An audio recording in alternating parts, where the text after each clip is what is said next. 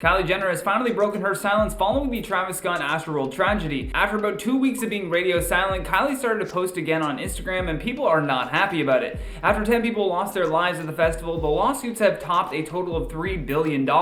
Shortly after the incident, Travis Scott and Kylie released statements, but instead of them being viewed as apologizing for their actions, their statements were interpreted as being insensitive. Scott tried to make amends with his angered fans in the city of Houston by saying that he would cover funeral expenses, but everyone in Travis Scott's inner circle is feeling the heat right now. Recently, Kylie posted to her Instagram stories to wish her friend Hailey Bieber a happy birthday. However, prior to this, the only other post that she had made was that statement that I just mentioned. In her latest message to fans, Kylie shared a photo of Stormi and Hailey swimming and said, "Happy birthday, Hailey Bieber. You are such a beautiful person inside and out. We love you lots." And a source also went on to tell The Sun that after the catastrophe in Houston on November 5th, Kylie decided to delay the launch of her holiday makeup line, a launch that has been dropped on November 19th for the last 4 years. Out of the 50,000 people that attended Astroworld, more than 280 have filed lawsuits with Houston-based lawyer Tony Busby. His lawsuits against Travis Scott and Drake total about $750 million in damages on behalf of the victims. However, now the collective number between the event organizers and the performers has reached a whopping $3 billion, as I mentioned earlier.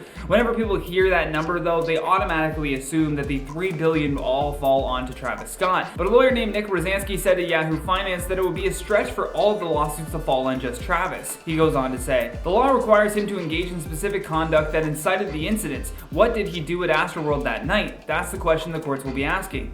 And the Houston Police Chief Troy Finner, though, tried to shift all of the blame to Travis Scott for not pulling the plug on his show earlier. This is mainly because new footage after the event showed Troy's officers casually filming at the front of the stage 30 minutes after they said a mass casualty event had taken place. The police chief then went on to say, "We've been looking and the timelines have moved, and that's why we shouldn't jump ahead of things. Let's just wait. That's part of the investigation." He then went on to add that ending the show was not up to the police at all. Continuing in his statement to the media, Finner said, "Authorities' ability to end the show.